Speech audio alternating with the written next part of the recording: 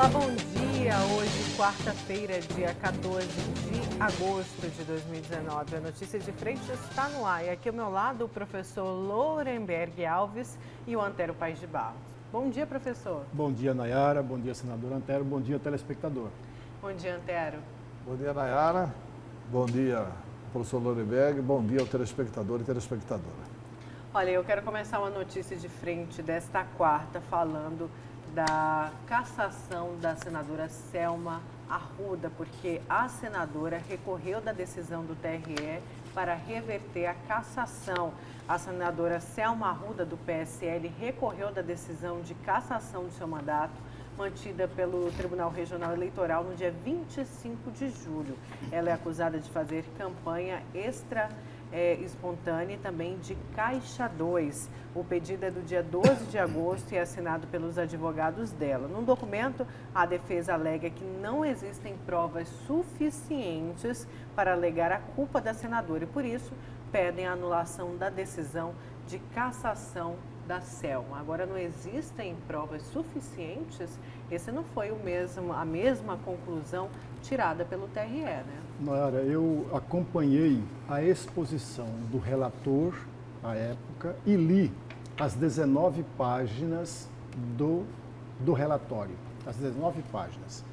E, a meu juízo, eu posso estar enganado, mas a meu juízo, o relatório foi tão enxuto, Nayara, foi tão enxuto, tão bem construído e bem escrito, que eu não vi brecha alguma. Porém, a defesa, aliás, a senadora Célia tem uma nova advogada, né? Que parece-me que é advogada do Bolsonaro. Que já foi advogado do Bolsonaro. E eles estão acreditando de mudança de entendimento no Tribunal Superior Eleitoral. Agora, como seria essa mudança de entendimento? Qual outra conclusão que o tribunal, que já se manifestou nas duas vezes pelo parecer da cassação, qual outra que poderia chegar, por exemplo? Se ela apresentar provas que possa ajudá-la no processo. Eu acho muito pouco provável, porque, Antero, tem um detalhe lá no relatório que me chama a atenção. Lembra daquele dinheiro que, de acordo com ela recebeu como empréstimo do seu suplente. É esse dinheiro que está pesando no processo. Não sei se é 1,2 milhão de reais. É esse valor que está sendo questionado pela defesa. Veja, Nayara, então ela tem que derrubar exatamente isso, porque é o abuso, é o Caixa 2 e o abuso do poder econômico. E tem um detalhe nas entrelinhas aí que o amigo telespectador talvez não tenha observado. É de que no período que nós chamamos de pré-campanha, não há a conta corrente para recolher, para receber doações. Portanto, não existe a candidatura de fato. E qualquer gasto nesse período é exatamente ilegal. Olha, eu não tenho nenhuma dúvida que a juíza Selma é uma pessoa bem intencionada. Com certeza. Eu não tenho a menor dúvida que ela não teve dolo, não teve má fé, eu não tenho essas dúvidas. Mas é o noviciado dela, quer dizer, a entrada dela na política e a dificuldade dela em se deixar assessorar é que levou a tudo isso. Por quê? Porque ela é clara e ela é juíza, pelo amor de Deus. Ela que vai disputar uma eleição de senadora, já que ela é juíza, já que ela não se deixa assessorar, porque se ela tivesse contratado algum dos advogados bons aí da área eleitoral, eles não deixariam acontecer isso. Como é que ela me assina um contrato com a agência Gênios Publicidade? Ela assinou um contrato na pré-campanha com a agência Gênios Publicidade, quando está escrito na lei que é proibido ter gasto na pré-campanha. Ah, mas todo mundo faz pré-campanha. Faz. A lei permite, desde que seja com o dinheiro do partido. Então, assim, não houve roubo, não houve corrupção, não é o dinheiro retirado dos cofres públicos. Houve inexperiência. Mas é um abuso de poder econômico. Exatamente. Dela e do seu suplente. O tal do Poçamai. Né? Ele, um ricaço do agronegócio, ela põe como seu suplente um ricaço, ela como ex-juíza não tem tanto dinheiro assim, e incorre em todos esses percalços. Então, eu acho que ela paga pelo noviciado. Eu não vou jamais afirmar que a juíza Selma, a senadora Selma, é uma pessoa desonesta, porque eu não penso isso dela. Ao contrário. Ao contrário, eu penso que ela tem bons princípios, entendeu? Ela fez isso tão de boa fé que ela assinou o contrato. Ela fez isso tão de boa fé que deu cheque. Ela fez isso tão de boa fé que depositou na conta do Brasinha.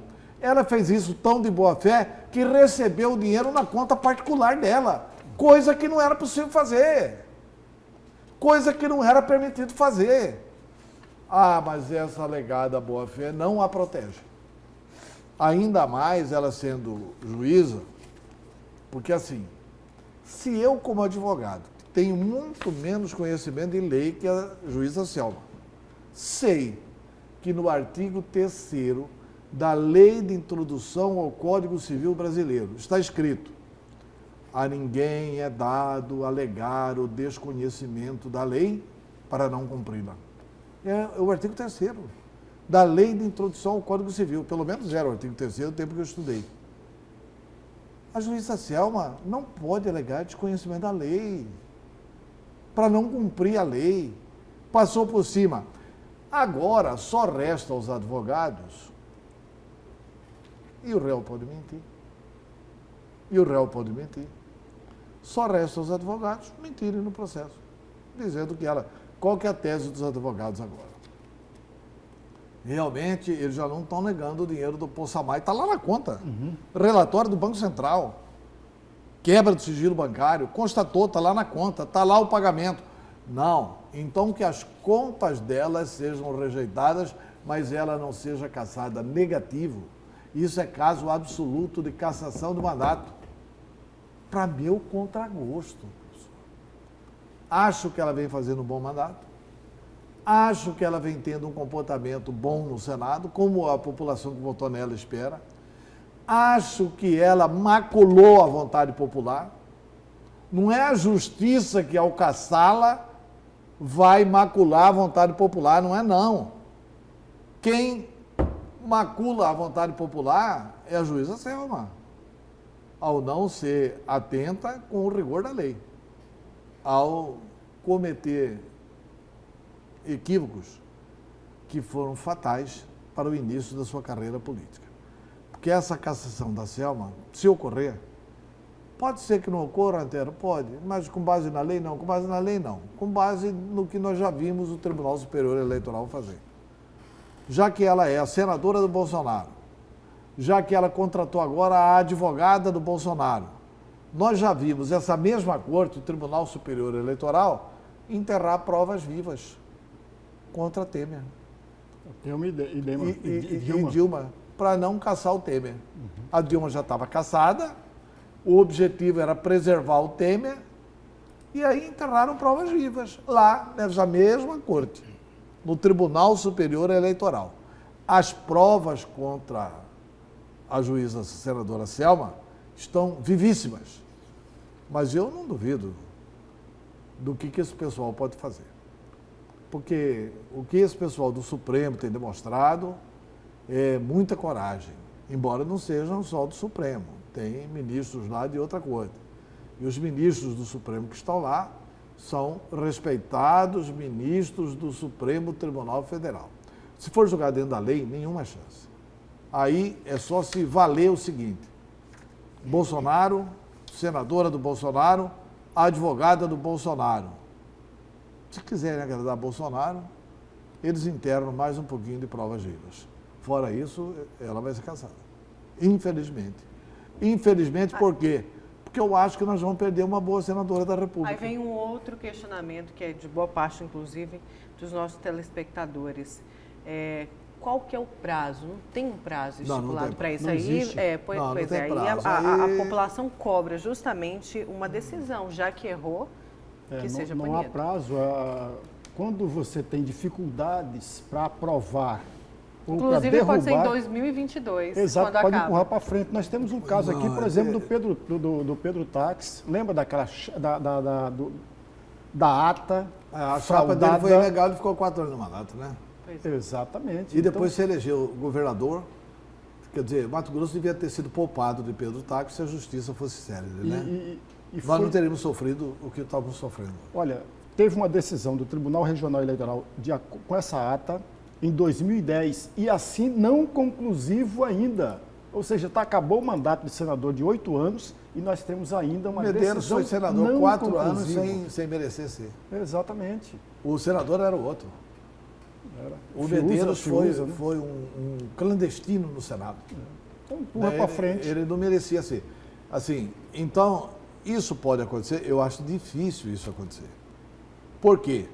Porque nós estamos na fase de pedir o parecer do Ministério Público e agora os advogados da Selma, do Ministério Público, do Fávaro, e é preciso lembrar que quem começou essa luta toda foi o candidato Sebastião Carlos Gomes de Carvalho. E os advogados do Sebastião Carlos vão ser notificados para apresentarem alegações finais. Vão apresentar as alegações finais, tem um prazo aí de 15 dias. Se tudo for dentro dos prazos, porque não há mais produção de prova. Não. A fase de produção de prova já passou. Então, assim, se tudo correr dentro dos prazos normais e naturais, a previsão do advogado eleitoral José Antônio Rosa é que julga até outubro. Final de setembro ou final de outubro, no mais tardar, julga o caso da Selma. E julgado o caso da Selma, tem uma outra questão. 3 meses depois, nós vamos ter que ter eleição suplementar em Mato Grosso para uma vaga de senador. Enquanto isso, ninguém fica nessa vaga. Ninguém fica deixa nessa claro. vaga, claro, porque vai ser caçada a Selma e a chapa dela. Não é só ela, o crime é da chapa. E E ela se não ventila pode ser nomes, candidata. né? Nomes nessa disputa. Ela não pode ser candidata. Tem mais Não, esse ela não detalhe. pode. Fica inelegível por 8. 8 anos, só que a partir... Não é por 16. 8 anos. Só a partir do final do mandato. né? Isso, ela fica inelegível, assim, Por quando 12, que termina o mandato quase da 12, Selma? né? Daqui a 8 anos. Exatamente. Aí quando não, terminar o 16. mandato dela, Ah, daqui a então- 8 anos, aí começa a contar o prazo de 8 anos da inelegibilidade. Então, 16 São quase. 16 anos. Quer dizer, nós estamos em 2019, mas em 2016 acabou a carreira política dela, né? Aí Ela fica como ficha suja. o Antero tem coberto de razão. O estado de Mato Grosso perde uma grande senadora e ela Que é do perde a partido grande do oportunidade para presidente. continuar no jogo político. Pois é uma pena, cara. É uma pena mesmo que ela não tenha se deixado assessorar. Sabe o que é isso? É muita soberba. Eu entendo de lei. Sou juíza. Eu entendo de lei. Olha, ela nunca trabalhou com lei eleitoral. Devia ter contratado um especialista em lei eleitoral para impedir tudo isso que aconteceu. Com certeza, se ela contrata José Antônio Rosa, Rodrigo Cirineu e vários outros especialistas que tem aí, ela teria se dado muito bem.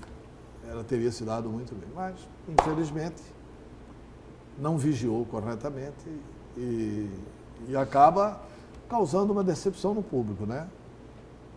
O Fávaro está lá fustigando para julgar logo. Tem a O possibilidade Fávaro do tem interesse. PSL inserir mais alguém do partido, né? Se abriu essa possibilidade para o PSL não ficar sem esse representante do Senado, vocês acreditam nessa Não, possibilidade? do PSL disputar a vaga. Isso, disputar Pode essa disputar. vaga. Não, pode. é evidente que vai disputar. O PSL já tem até candidato. É o Nelson Barbudo. Se Inclusive tiver. para tudo, né? É para tudo, é prefeito, é prefeito e senador. Mas se ele disputar para senador, ele abandona o projeto de prefeito, né? Mas, com certeza, o candidato do PSL deve ser o Nelson Barbudo, na eleição, se ocorrer, né? Se não enterrarem provas vivas. Agora eu quero saber os destaques de vocês para hoje. Vamos começar com você, Antero. Qual que é o seu destaque? Olha, meu destaque é que eu fiquei muito animado ao ler a notícia da reunião do governo Mauro Mendes com a Secretaria do Tesouro Nacional. A Secretaria do Tesouro Nacional reconhece com justiça que Mato Grosso cumpriu o dever de casa e, portanto, vai acelerar o processo do empréstimo junto ao Banco Mundial para pagar o Bank of America. Por que isso é importante? A gente explica no detalhe. E o seu, professor? Olha, teve uma entrevista com o presidente do PSDB, Bruno Araújo, uma entrevista na UOL, uma longa entrevista, e eu destaquei 3 ou 4 pontos que me passaram e que me chamaram a atenção. É exatamente o tema do meu comentário. Certo, vamos aqui então ao GD, ao portal Gazeta Digital, a matéria é da Thalita Amaral. Câmara investiga a conduta de Abilinho, sessão tem tumulto, quebra de decoro. A Câmara de Vereadores de Cuiabá abriu um processo para apurar uma possível quebra de decoro parlamentar de Abílio Júnior, do PSC. Esse processo provocou tumulto durante a sessão na tarde de ontem, com direito à discussão entre o presidente do Parlamento Municipal, Misael Galvão, que rebateu as acusações do vereador sobre a conduta na Comissão de Ética. Durante a sessão matutina, Abílio reclamou da abertura do processo, que foi acatada pela presidência da Câmara, enquanto outros casos não teriam recebido o mesmo tratamento. Então, causou aí essa abertura, essa possível, né? Essa sessão foi tumultuada, na verdade, essa investigação contra o Abílio foi tumultuada a sessão de terça-feira à tarde. E briga aí entre os parlamentares, inclusive envolvendo o presidente do parlamento. É porque o presidente que aceita, né? Olha... Inclusive o presidente falou de despreparo emocional por parte do Abílio Júnior. Na verdade é o seguinte, Cuiabá está virando um grande circo desnecessário. Eu sou inteiramente contra esse processo aí.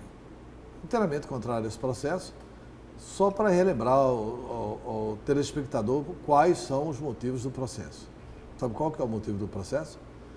É que o Abílio Júnior foi à frente da casa do prefeito e lá na frente da casa do prefeito, no meio da rua, conforme ele teve a oportunidade de demonstrar a exaustão na delegacia de polícia, ele bate foto de obras que estão sendo realizadas na casa do prefeito. Aliás, estão sendo realizadas desde o início do mandato.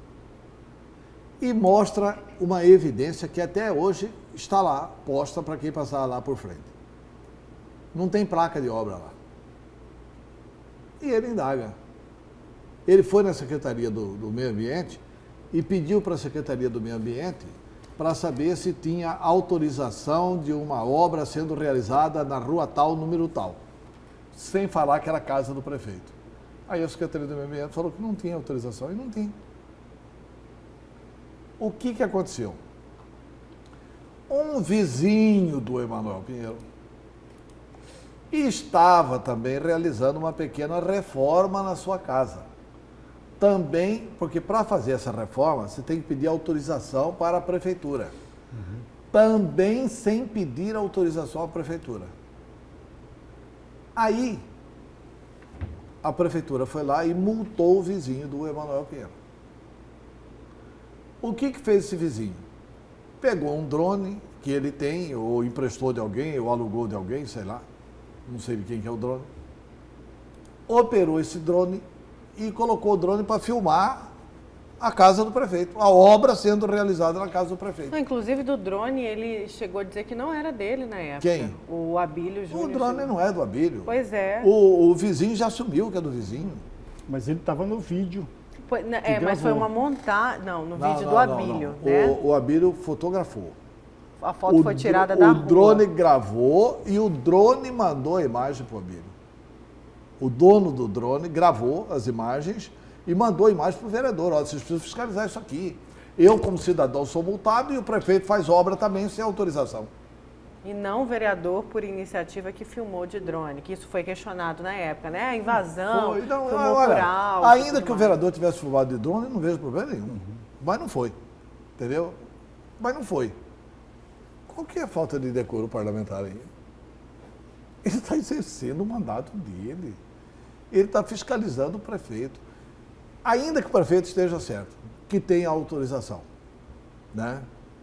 Eu acho que essa altura deve ter, né? Nem que seja uma autorização com data atrasada, bonitinho, etc. Essa altura deve ter. Ainda que o prefeito esteja absolutamente correto, com toda a documentação correta, qual o o problema do vereador investigar se estava certo ou se estava errado? Qual que é o crime que o vereador comete de investigar se o prefeito exige do vizinho que faça isso e faz a mesma coisa sem cumprir aquilo que exige do vizinho? Ou se a prefeitura, melhor dizendo, não é o prefeito, exige do vizinho e não exige do prefeito. E aí? Qual é a falta de decoro aí? Falta de decoro é mau comportamento. Ah, mas o Abílio tentou invadir a casa do prefeito. Mentira. Espalhar fatosa mentira. Sabe o que vai acontecer? O Abílio não vai ser cassado coisa nenhuma.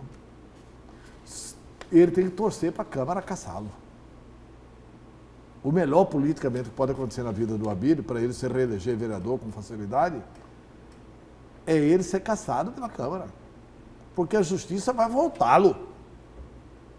A Justiça, depois disso, por enquanto, é uma decisão soberana da Câmara. Mas o Poder Judiciário acionado não vai permitir essa violência nunca.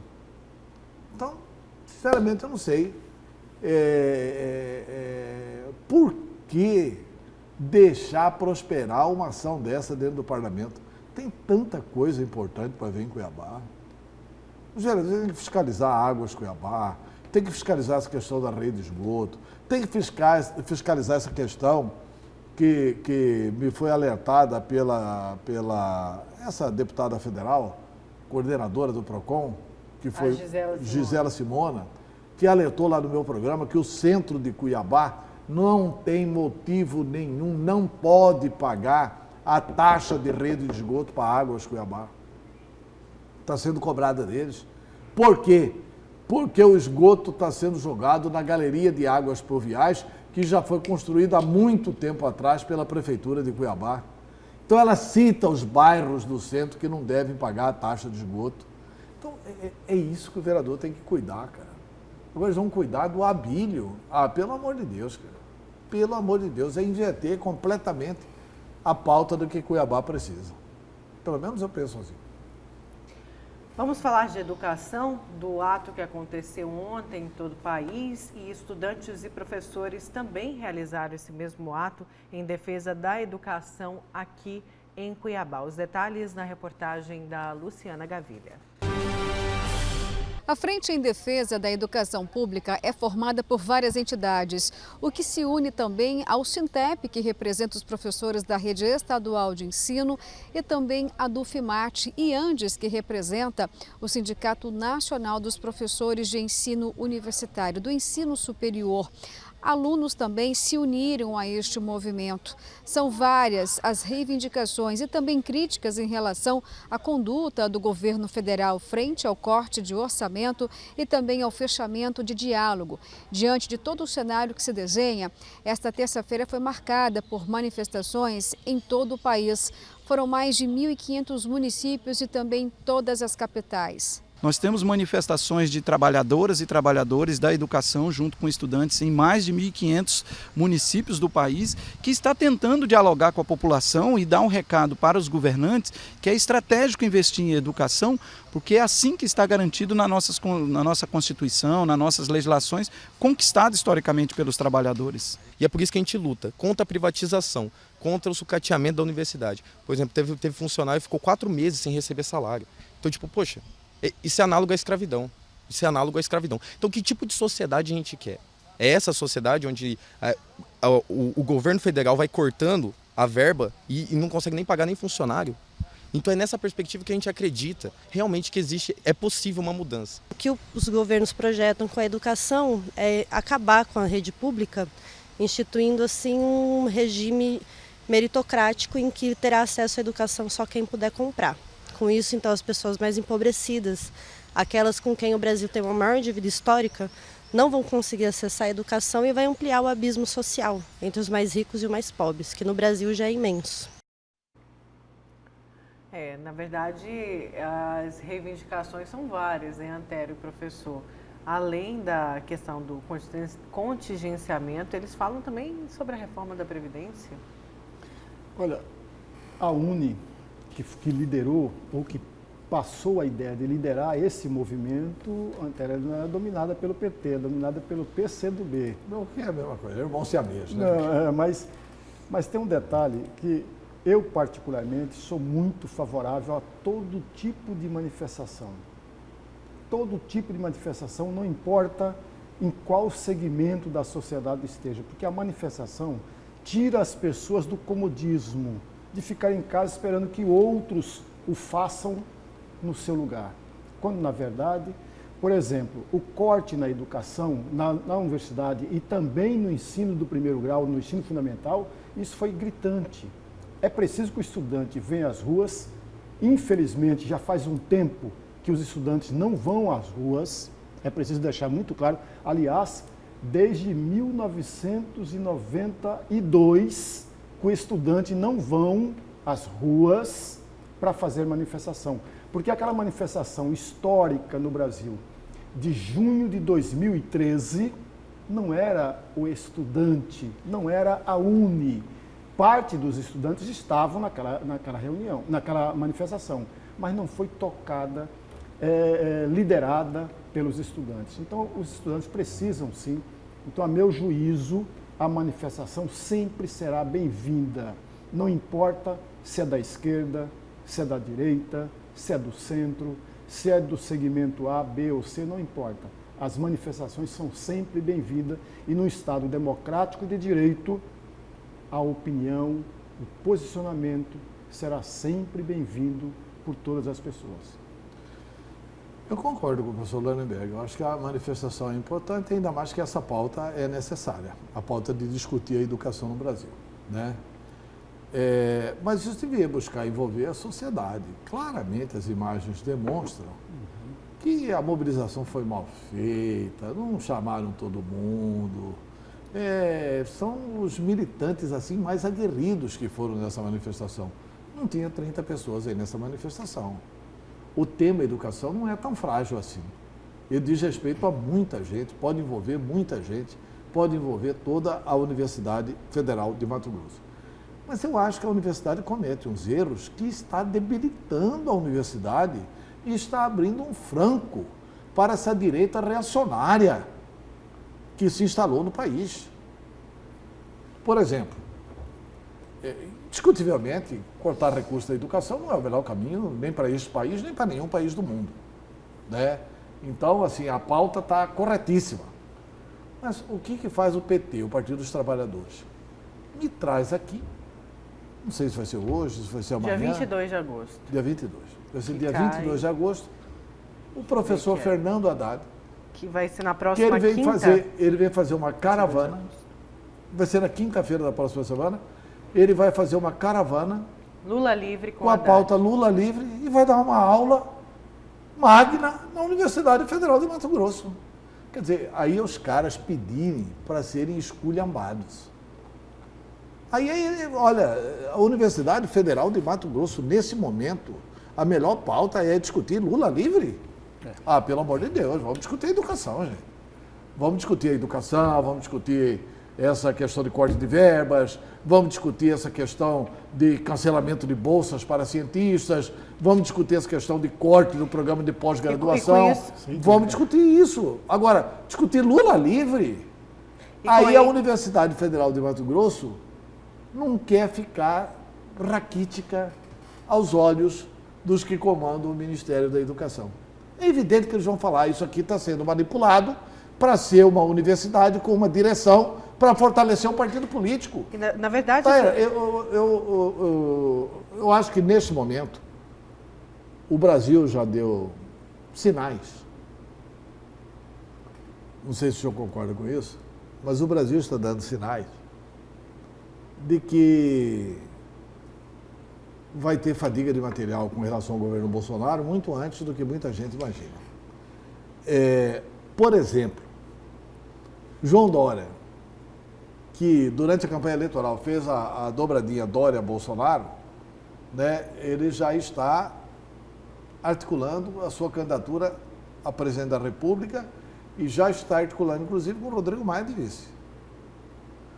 Dos partidos da direita brasileira, percebe-se claramente que o Centrão E, portanto, o PR, o PP, o PTB, o DEM e o PSDB vão estar unidos, isolando o Bolsonaro.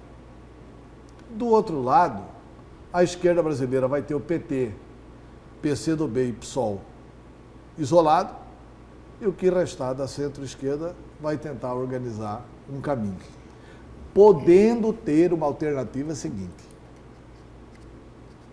Dependendo do andar do caminhar do governo, podendo ter uma alternativa de uma união dos democratas. Porque a esquerda, a centro-esquerda, o centro e até o centro-direita, os democratas, o cara que é de direita, mas é um democrata. O cara é de direita, mas não quer a volta do regime autoritário, não quer o autoritarismo no Brasil, etc. e tal. Esses que se uniram na luta de 64. E aí todos se uniram. Eu acho que pode ter uma grande união no futuro. Por enquanto não tem ambiente para isso. Por enquanto o Bolsonaro ainda tem força na imprensa, apesar de que cada dia ele toma uma medida contra a imprensa. Primeiro ele tomou uma medida contra os jornais. Né? Ele proibiu agora de divulgar atas e editais e balanços nos jornais. Ontem ou anteontem ele tomou uma medida contra agências de propaganda.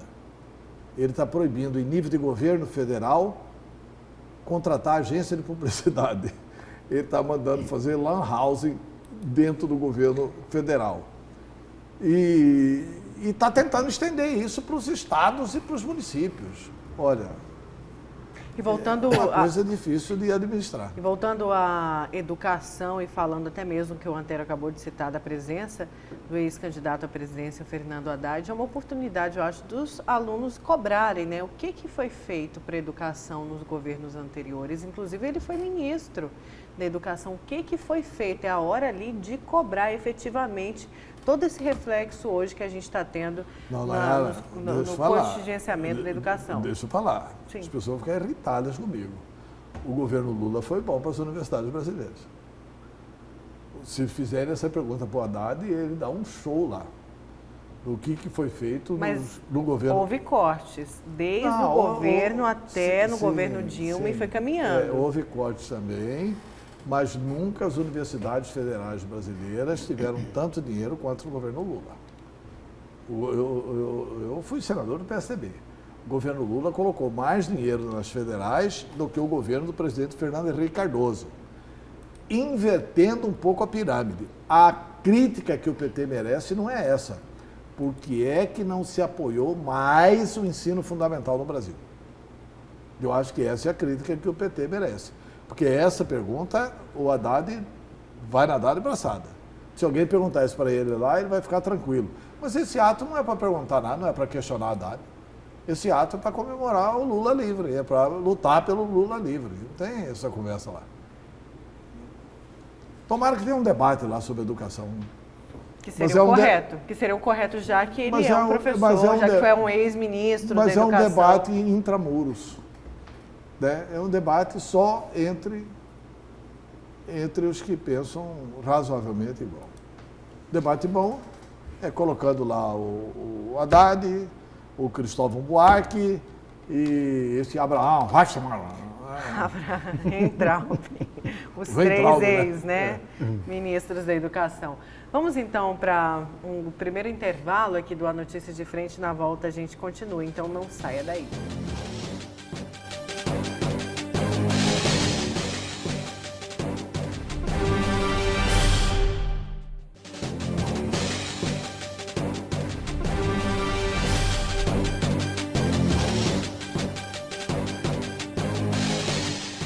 E voltamos com a notícia de frente. A equipe econômica do governo apresentou as metas fiscais para a área de infraestrutura no primeiro semestre de 2019. Os detalhes com a Luciana Gavilha. Na habitação, os indicadores apresentados não são positivos, retratam o travamento dos programas habitacionais. A meta incluía 4.416 unidades em Mato Grosso, mas o avanço foi de apenas 8%. Situação mais delicada ainda na habitação foi a ausência de apoio à regularização fundiária em assentamentos. E também o financiamento de bolsa de material de construção não ocorreu, assim como não houve nenhuma execução de habitação rural e infraestrutura. A falta de aporte do governo federal foi um dos principais motivos deste resultado. Mas isso muitas vezes se deu em função também do governo não ter feito a parte dele, não ter feito a prestação de conta, pedir a liberação desses recursos. E se perdeu aquele momento e aí as obras se paralisam, as obras ficam aí paralisadas, as empresas desmobilizam, perdem a motivação de tocar essa obra e aí são esses problemas que acabam causando esse caos todo. E muitas vezes, com certeza, também muita falta de planejamento.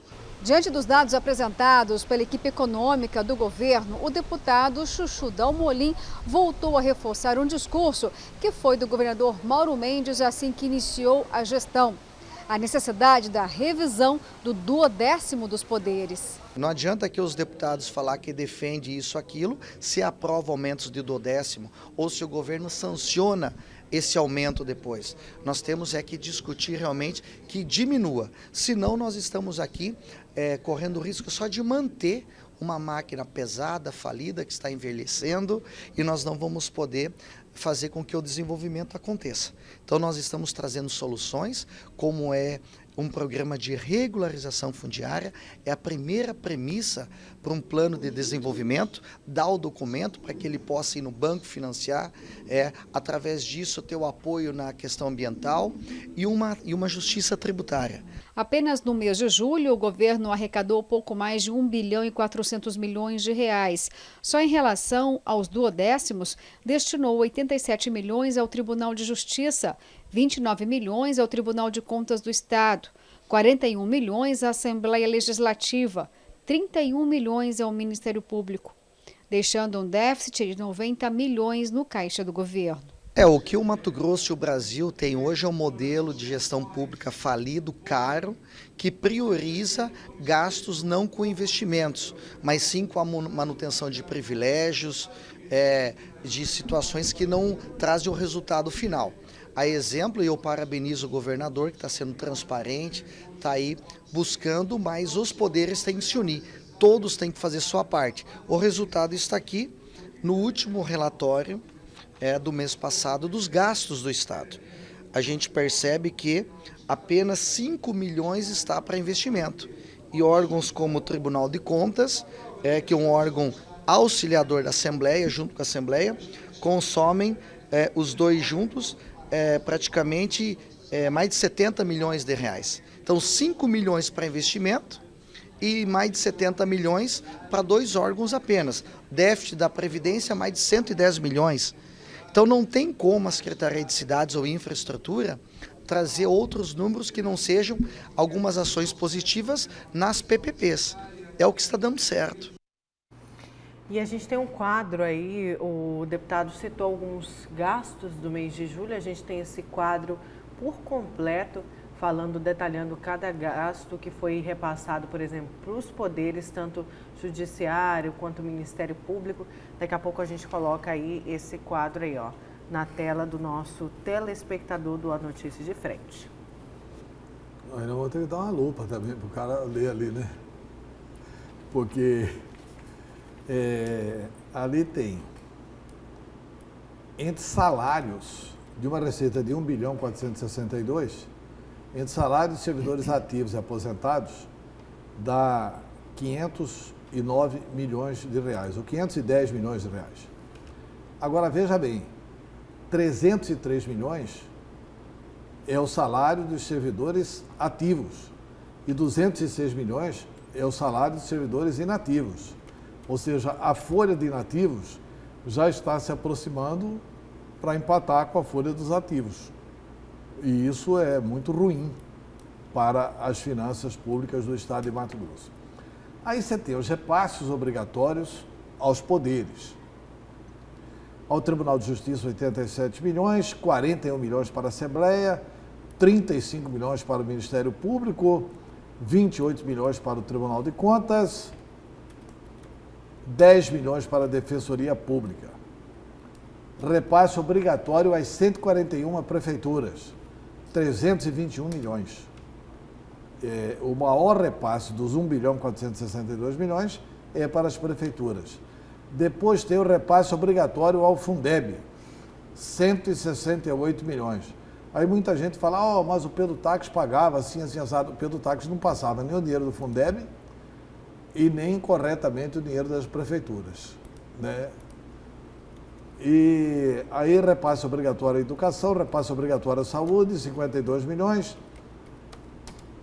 Repasse obrigatório ao FABOV, IAGRO, CIPEM e DETRAN. CIPEM, eu sei que é uma instituição privada. Aqui pode ter outras instituições privadas.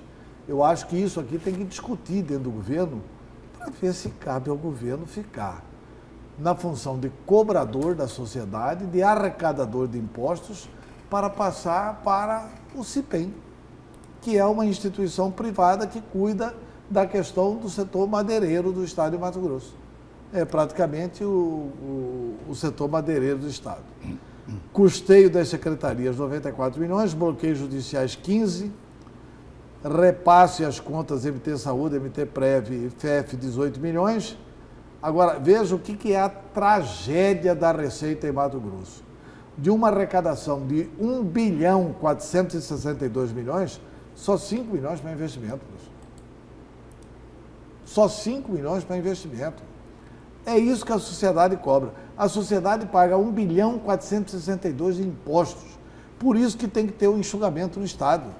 E só tem... De quantos de investimento em julho? 5 milhões 462. A gente tem um quadro de junho aqui na tela do meu computador. O investimento foi de 8 milhões. Só um comparativo, né? Aqui, ó, o quadro de junho ali na tela. E os repasses que foi falado na matéria, repasse para o Tribunal de Justiça em junho foi de 92. Aqui foi menos.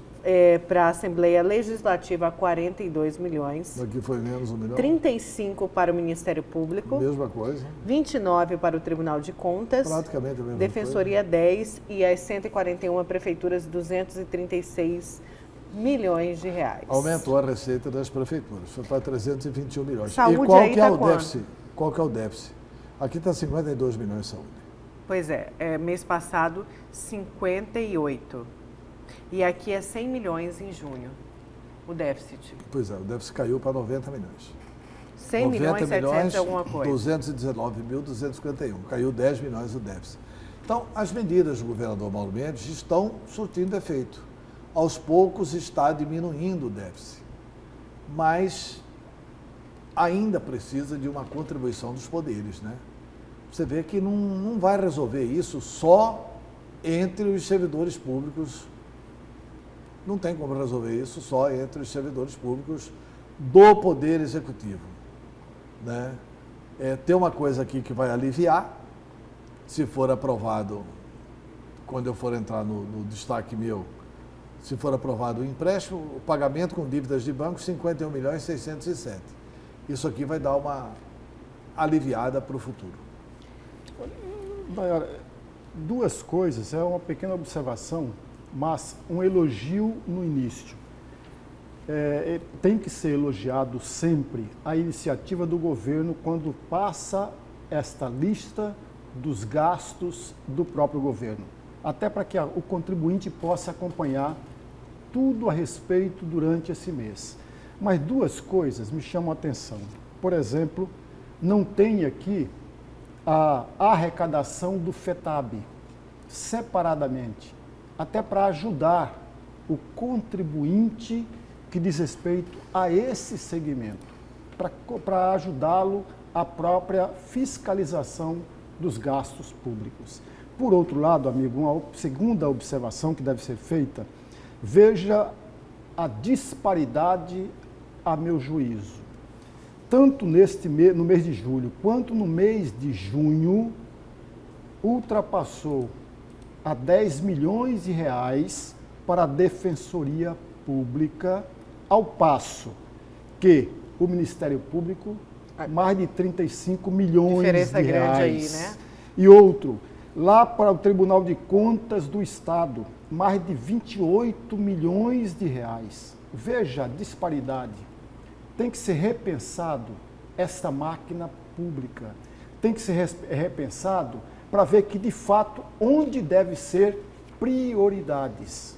Porque não é justo, não é correto nós pagarmos religiosamente os nossos impostos, as nossas taxas, e nós, ao fazer isso, parte desses impostos, parte dessas taxas, é para sustentar a máquina. E a outra parte vir retornar para nós como serviços. Mas a defensoria aqui deveria prestar um maior serviço ao conjunto da sociedade. Não o faz por falta de estrutura, por falta de grana, para que ela possa contribuir muito com o conjunto da sociedade. É uma pena ter uma diferença gritante aqui. Tribunal de Contas com quase 29 milhões, Ministério Público com mais de 35 milhões e a Defensoria Pública tão somente 10 milhões e pouco.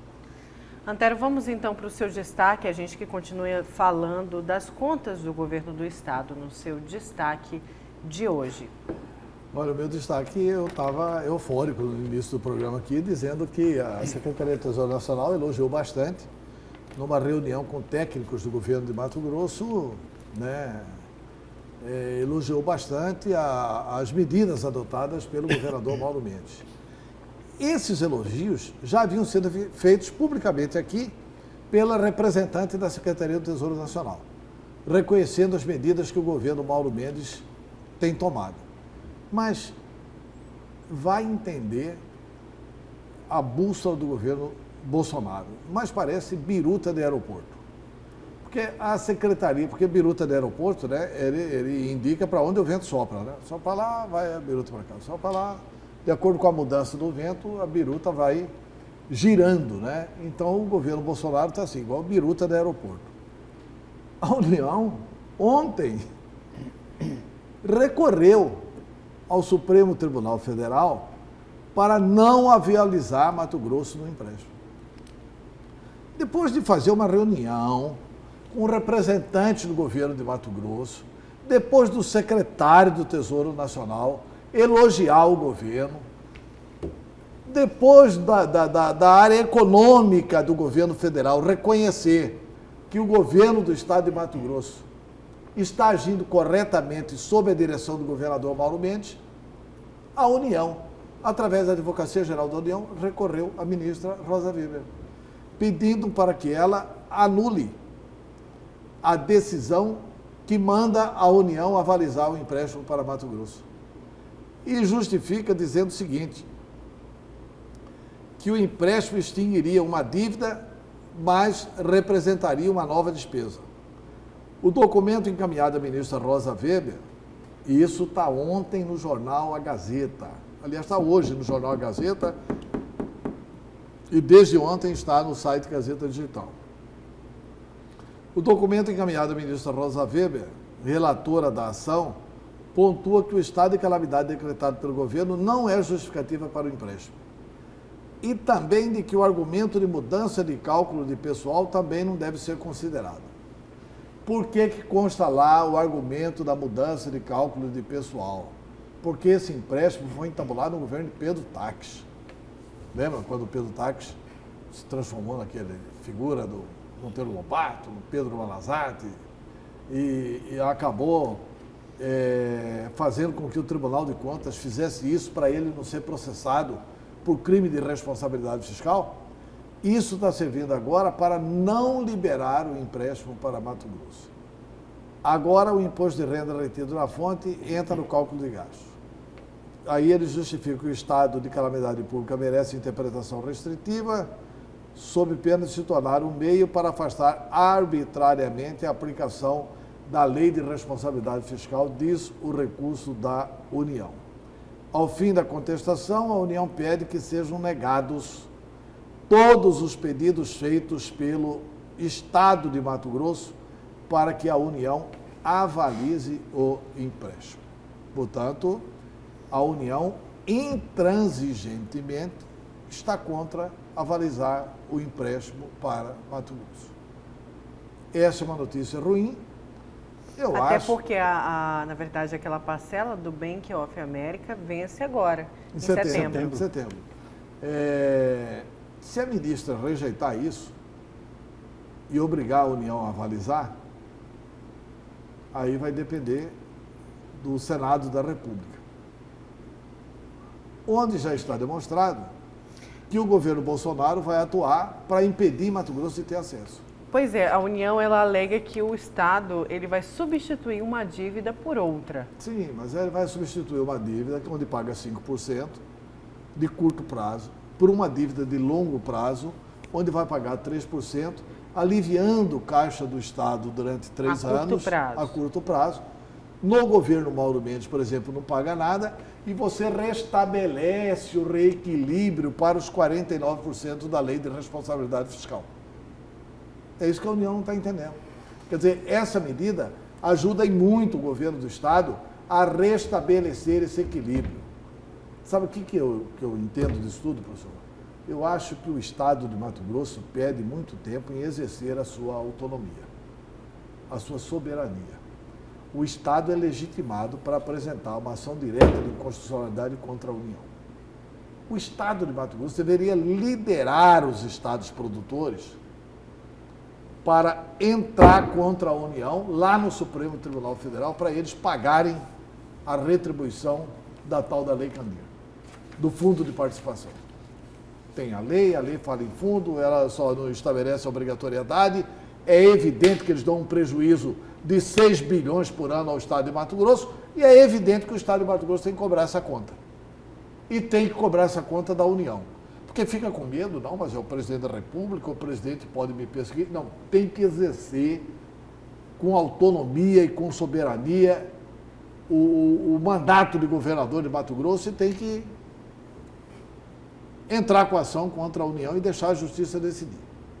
E deixar o Poder Judiciário decidir.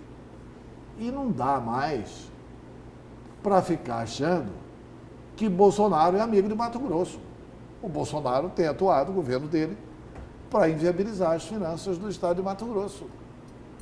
Isso aqui é claramente uma ação, assim, eles estão pegando os erros do governo Pedro Taques e punindo o governo Mauro Mendes.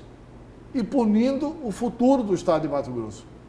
Porque com esse empréstimo, o Estado volta praticamente aos limites ali de 49%, podendo pagar RGA, podendo pagar a lei de valorização de carreira, podendo, enfim, virar a chavinha do desenvolvimento e continuar dando as respostas que tem dado ao Brasil. Mato Grosso, sinceramente, não merecia essa facada nas costas do governo federal. Eu acho que é preciso reagir. E essa reação deveria ser do governo, do Poder Executivo, claro, da bancada federal, principalmente dos senadores da República. Neste momento, a Selma Arruda tinha que ser muito mais a senadora de Mato Grosso do que a senadora do Bolsonaro. Tinha que se unir em defesa de Mato Grosso e não em defesa de uma coisa absurda do governo Bolsonaro.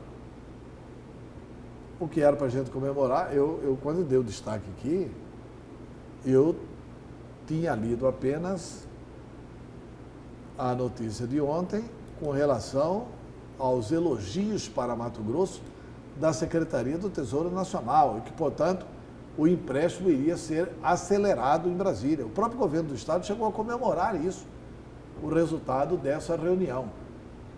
Mas, eu fui checar o noticiário de ontem, antes de ler o destaque, e fui checar o jornal Gazeta de hoje e vi que essas coisas estão realmente de uma forma diferente. A União recorreu, ou seja, a União vai embromar para não avalizar esse empréstimo para Mato Grosso. Sinceramente, é uma péssima notícia para o governo Mauro Mendes, para os funcionários também.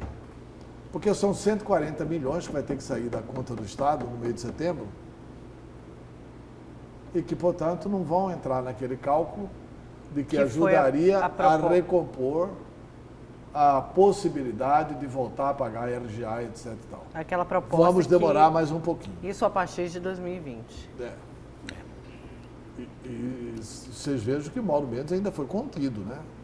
A Assembleia queria que ele colocasse como receita corrente líquida aí esse empréstimo e queria que ele colocasse como receita corrente líquida o FEX. Nem o FEX não vem e esse empréstimo o Bolsonaro está fazendo tudo para bloquear. Então, eu acho que são duas péssimas notícias, principalmente para o governo e para os servidores. E principalmente para trazer o Estado para o limite da lei de responsabilidade fiscal. Mauro Mendes não tem outro caminho. Vai ter que aprofundar no arroxo, vai ter que aprofundar na contenção de despesas e vai ter que chamar os poderes para conversar. Os poderes precisam contribuir com esse momento gravíssimo para Mato Grosso. É isso. E nós mesmos damos jeito de sair da crise aqui. Vamos esperar então essa contribuição dos poderes, né, professor, que é tão cobrado pela sociedade. Que eu acho pouco provável que eles contribuirão. Pouco provável. O Tribunal de Contas anunciou pelo seu presidente, né, uma medida de contenção de 20%. Está tentando conter. Se ele conseguir isso, é uma medida considerável, né? Porque 20% de 29 milhões, de 30 dá 6 milhões. Né? Já seria uma economia razoável por mês, isso vezes 12 dá 74 milhões no ano. Mas ele teria que devolver isso, né? Não recebeu. Então diminuir o duodécimo que corresponde, a parte do duodécimo que corresponde para ele. Senão não adianta nada. Porque não adianta nada. Por exemplo, a Câmara de Vaza Grande quer reduzir o número de vereadores. Mas vai reduzir Mas se continuar o mesmo duodécimo, não resolve nada. Não resolve nada. Na verdade, é o valor do montante que é recebido que também é questionado. Exatamente. Vamos então para mais um intervalo. Na volta a gente continua com a notícia de frente.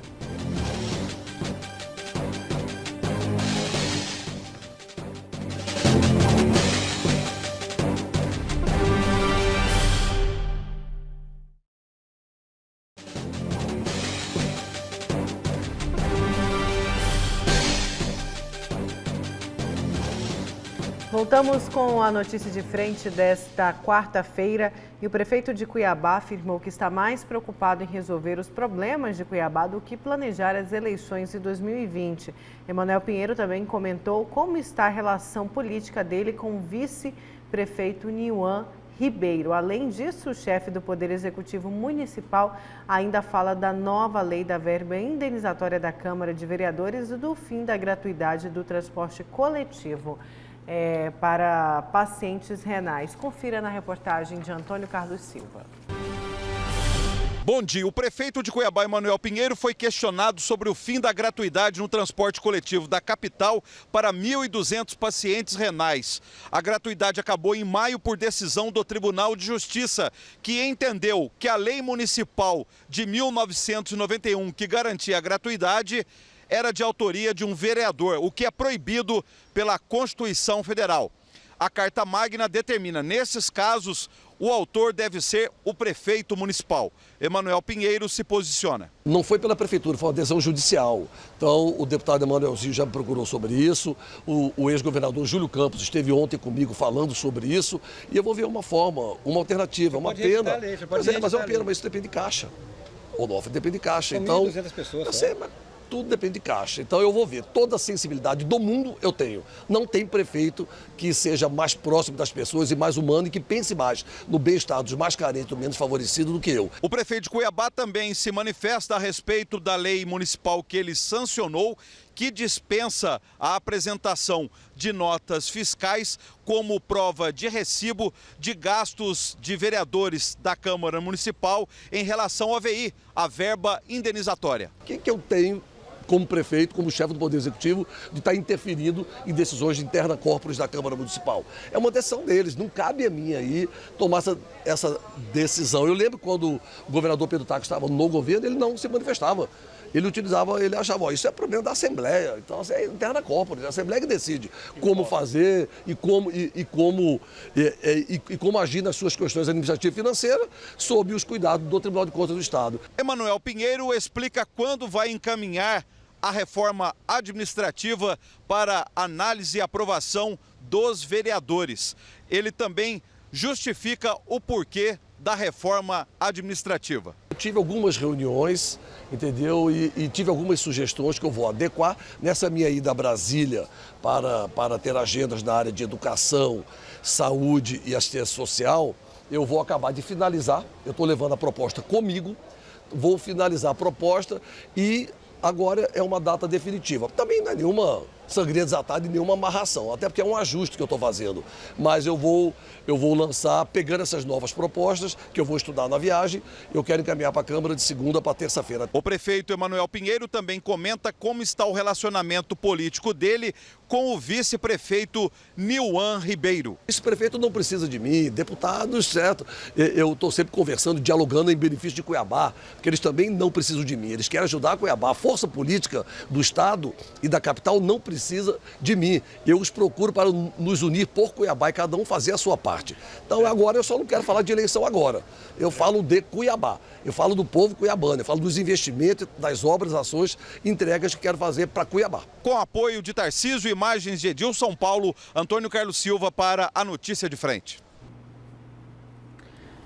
Eu tenho aqui a notícia de que o secretário de Saúde, Luiz Antônio Poças de Carvalho, pode deixar a Procuradoria do município e também a informação dada direto do Olhar Direto pode trocar a saúde por outra pasta, acumulando os cargos de Procurador-Geral de Cuiabá e secretário de Saúde, advogado Luiz Antônio Poças de Carvalho, irá deixar a Procuradoria do município, conforme o projeto de reforma administrativa que está sendo concluído pelo prefeito Emanuel Pinheiro. A informação também foi confirmada pelo próprio chefe do Executivo. De acordo com o prefeito, Poças é uma pessoa fundamental em seu staff, mas até o momento não foi definido se ele permanecerá no cargo de secretário de Saúde, pasta que assumiu inteiramente em dezembro do ano passado. Nayara, eu não tenho dúvida nenhuma que deve sim mexer com a máquina da administração pública. E a máquina da administração municipal, a máquina da administração cuiabana, precisa ser reestruturada. Mas a pergunta que se deve fazer, que o contribuinte certamente está fazendo, qual é o índice percentual de queda ou de diminuição do número de secretarias? Se não me falha a memória, são 19 pastas em Cuiabá. A meu juízo, é um número muito grande, quando, na verdade, a administração pública cuiabana deveria ter no máximo, mas no máximo, estourando 10 pastas ou 10 secretarias. Mas o prefeito certamente não fará isso, não fará uma mudança brusca, uma diminuição desta magnitude. O que ele fará, e isso é o problema, vai tirar uma ou outra pasta, vai trocar o nome de uma secretaria, é o máximo que ele vai poder fazer, quando na verdade é preciso conter o gasto, conter o tamanho da máquina da administração pública cuiabana, que é muito, muito elevada. Aliás, já há algum tempo vem com esse número de pastas. Eu acho que o secretário Antônio Poças, que era, ou é, aliás, o procurador-geral acumulando com a Secretaria de Saúde, toda acumulação é bem-vinda. Né? Toda acumulação, o cidadão está se julgando um super-homem sem ser. Ele não tem tempo para administrar duas pastas. E ainda mais duas pastas importantes, como são a saúde e a Procuradoria do município. Mas pode ser que ele não fique em nenhuma das duas, e na minha opinião, é por causa do calendário eleitoral. O senhor Luiz Antônio Poças é um homem de confiança de quem? De Carlos Bezerra. Ele é uma pessoa que tem a confiança total do presidente do MDB. Partido por cuja legenda Emanuel vai disputar a eleição do ano que vem. Que Emanuel Pinheiro é candidato à reeleição, ninguém precisa ter dúvida disso. Ele pode nem confirmar, dizendo que agora ele quer falar de Cuiabá, etc. e tal. É um direito que ele tem de não confirmar isso. Mas que ele é candidato, qualquer criança sabe que ele é candidato. E, na minha opinião, Luiz Antônio Poças de Carvalho vai para a chefia de gabinete, que vai exercer um cargo ali mais político junto a Emanuel e junto ao fato do MDB ter mais controle dessa situação toda que vai passar pela eleição do ano que vem. Quanto a Nilmar, habilidosamente, e isso o Emanuel sabe fazer, ele evitou confrontar com o vice. Aliás, o vice também tem evitado confrontar com ele, o que é bom. Pelo menos faz uma política de alto nível entre os dois. Eu quero trazer aqui a notícia da primeira baixa do PSL, mas na verdade uma decisão do partido de expulsar o deputado Alexandre Frota, que já teve aí o convite para o DEM. O deputado Alexandre Frota foi expulso do PSL ontem, terça-feira, e foi também convidado para integrar o DEM a convite do próprio presidente do partido, ACM Neto. A expulsão foi uma decisão unânime após uma reunião de parlamentares do PSL, que contou com o Major Olímpio, o deputado Felipe Francischini, deputado Julian Lemos e o líder da sigla na Câmara, o delegado Valdir. E segundo o jornalista Valdo Cruz, o pedido dessa expulsão foi feito por Jair Bolsonaro. Porque o ator pornô Alexandre Frota, hoje deputado federal do PSL, ele tem feito críticas ao Eduardo Bolsonaro, né? Com relação ao Diretório de São Paulo. E exatamente porque criticou o filho do presidente, e o presidente, negativo, pode expulsar do partido e tal. Está expulso o deputado Alexandre Frota. Aliás, o deputado Alexandre Frota... Aliás, o Alexandre Frota precisa ser mais fiel à família Bolsonaro. Agora não tem mais tempo para isso. E ele não votou no segundo turno a favor, né, da Previdência Social. Se absteve, né? Se absteve. Pois é, o partido ele faz essa diferença, alega um desalinhamento do filiado com o partido e não infidelidade partidária, que podia aí até mesmo pedir a cassação do mandato de Frota. Não, o fato de ter sido expulso, ele está liberado.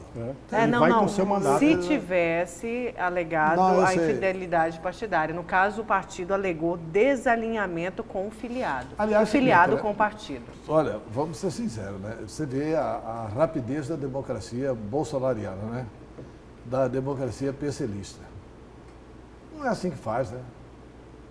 O cidadão deve ser feito um processo, você anota todas as acusações que tem contra ele, abre prazo para ele se defender, depois que ele apresentou a sua defesa, aí vota-se, depois cabe recurso à Convenção Nacional do Partido, nada disso foi feito. 8 pessoas lá se reuniram, e ordem unida, cumpra-se. Pronto, expulsaram o Alexandre Frota. Também não estou brigando com o Alexandre Frota, não. Não acho que é grande coisa na política brasileira, não. Embora não possa ser crítico dos seus filmes, que eu não assisti nenhum. Ah, tá. Eu achei que você ia falar outra coisa. Vamos seguir aqui. Olha, segunda turma do STF julgará no plenário virtual 3 pedidos de Lula contra a atuação de Moro. A segunda turma do Supremo Tribunal Federal começa a analisar a partir de sexta-feira, dia 16, 3 pedidos de suspeição apresentados pela defesa do ex-presidente Luiz Inácio Lula da Silva contra o ex-juiz e atual ministro da Justiça, Sérgio Moro. O julgamento será realizado no plenário virtual do STF, no qual os ministros registram suas posições de forma remota pelo computador, sem se reunirem presencialmente para debater e deliberar. A votação eletrônica começa na sexta e termina às 23h59 da próxima quinta, dia 22. Usando a tecnologia, né? Usando a tecnologia, não. É mais fácil para esconder o argumento, né? Sem dúvida. Né? É mais fácil para não se expor à opinião pública, né? É verdade. Nesse caso aí, eles deviam pôr a cara e decorrer mesmo, e debater. São temas que têm que ser... discorrer, tem temas que têm que ser debatidos, é algo que a população quer saber, inclusive a opinião, né? O porquê da decisão dos magistrados. O que eles vão julgar é o impedimento do Moro. A Fundação Getúlio Vargas fez um levantamento desde A Constituição foi promulgada em 1988. Desde 1988 até hoje, já foram feitas, parece que 113 representações no Supremo Tribunal Federal contra ministros do Supremo, alegando impedimento de ministros do Supremo. Sabe quantas vezes o Supremo julgou e afastou algum ministro do caso? Nenhuma. Nenhuma. E agora eles vão julgar o Sérgio Moro. Por causa de que as gravações do Intercept Brasil mostram que, estimulados por Deltan Dallagnol, e eles imaginam que também por Sérgio Moro, a turma lá estava procurando o rabo de alguns ministros do Supremo Tribunal Federal. Estou traduzindo aqui para o popular, né? Procurando deslizes, defeitos, problemas, parará. Alguns familiares desses ministros passaram a ser investigados pelo COAF. Então, eles acharam tudo isso uma grande trama e vão julgar o Sérgio Moro. Vamos ver o que eles vão decidir sobre o Sérgio Moro. O Sérgio Moro ainda tem bastante prestígio junto à população brasileira. Vamos ver o que o Supremo Tribunal Federal vai decidir, né? Se vai... O Lula falou que ele não quer coisa nenhuma aí para o regime semiaberto.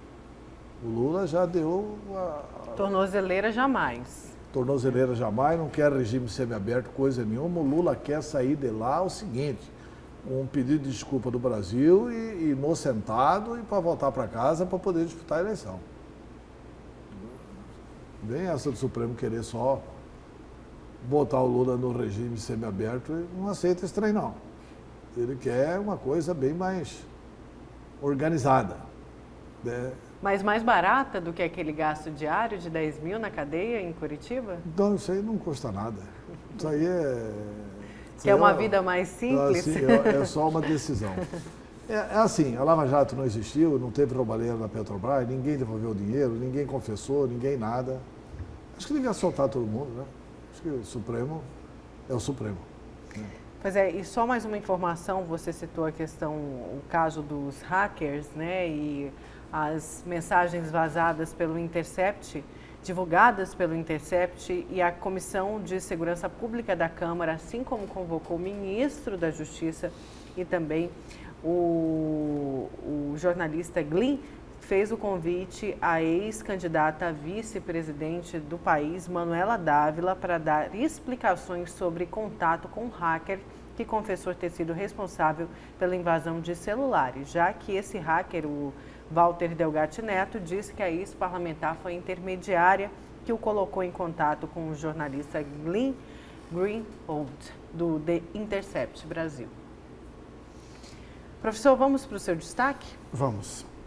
Olha, amigo telespectador, na UOL ontem, o presidente do PSDB, o Bruno Araújo, que é muito próximo do atual governador de São Paulo, João Dória, e esse Bruno Araújo foi deputado por 3 mandatos, né? Por 3 mandatos, aliás, o voto dele lá na cassação de mandato da presidente Dilma, na Câmara Federal, ele foi o voto que deu o número exato de que era preciso para a cassação do mandato.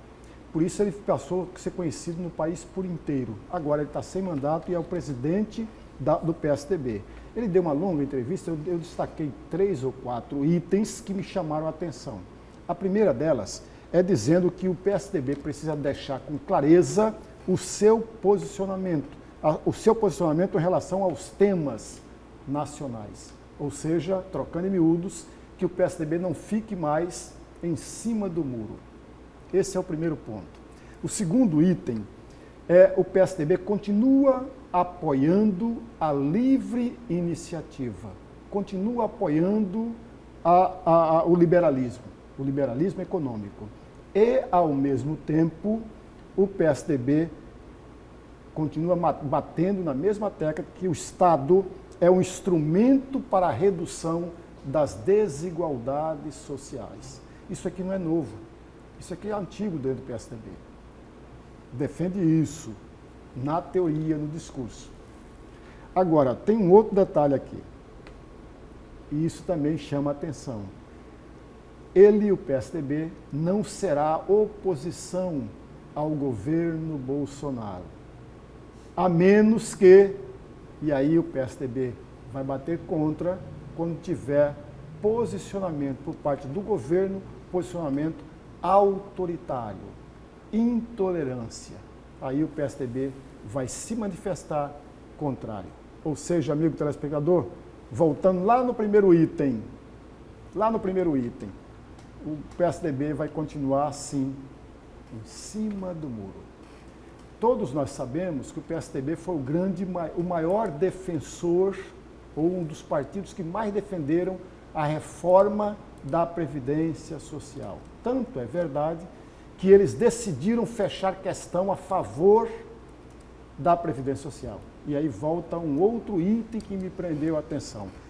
O Código de Ética, ou a Comissão de Ética, será acionado em 2 oportunidades. A primeira delas, com relação à deputada Tereuza Nilma, lá do PSDB de Alagoas. Ela foi a única deputada federal que votou contra a Previdência Social. Foi a única do PSDB.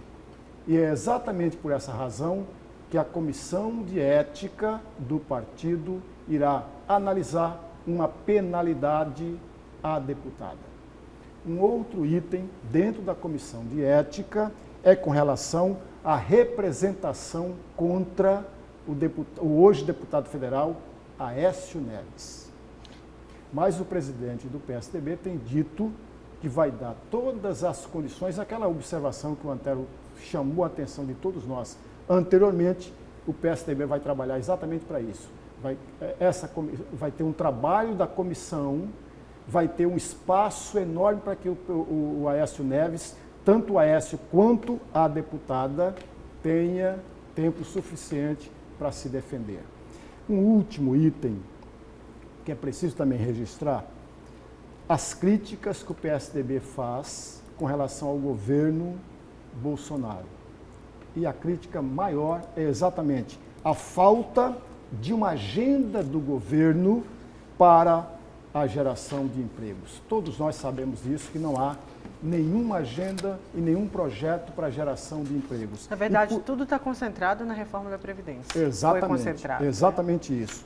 E por fim, para finalizar, o PSDB vai trabalhar para a renovação do partido e, ao mesmo tempo, a formação política dos jovens tucanos. Isso não é novo dentro do partido. Porém, eu ainda não vi, na prática, um benefício desse trabalho, que tem, aliás, uma parcela do fundo partidário para estimular exatamente isso aqui. Agora, essa omissão por parte do PSDB, o senhor tocou que durante essa entrevista o presidente falou do partido. No passado, houve muito essa omissão em relação principalmente ao Aécio Neves. E agora o partido já se movimentou de outra forma, até mesmo em relação à deputada que votou contra a reforma da Previdência, mas disse que não vai esquecer o caso de Aécio Neves também. Não, vai ser julgado pela própria comissão. Então já mostra uma mudança, porque um partido que veio totalmente omisso, agora quer repaginar e quer dar essa nova reestruturação para o PSDB. Vai precisar saber se de fato isso vai acontecer, né? Não, o que vai acontecer, a expulsão do Aécio, se ele não sair, vai. Vai porque faz parte do projeto do João Dória para chegar à presidência da República. Não dá para chegar com ele. O que o PSDB não conta é se o Aécio resolver falar, né? Se o Aécio resolver falar tudo que sabe no processo e externar isso à opinião pública, vai ficar bonito de ver o processo de expulsão do Aécio Neves no PSDB. O preto vem para a mesa, né? Todo mundo, vem todo mundo. Vamos então, professor, muito obrigada. Vai até o Bruno também. Obrigada, professor. Obrigada, Antero. Um abraço, até amanhã. Bom dia, muito obrigada.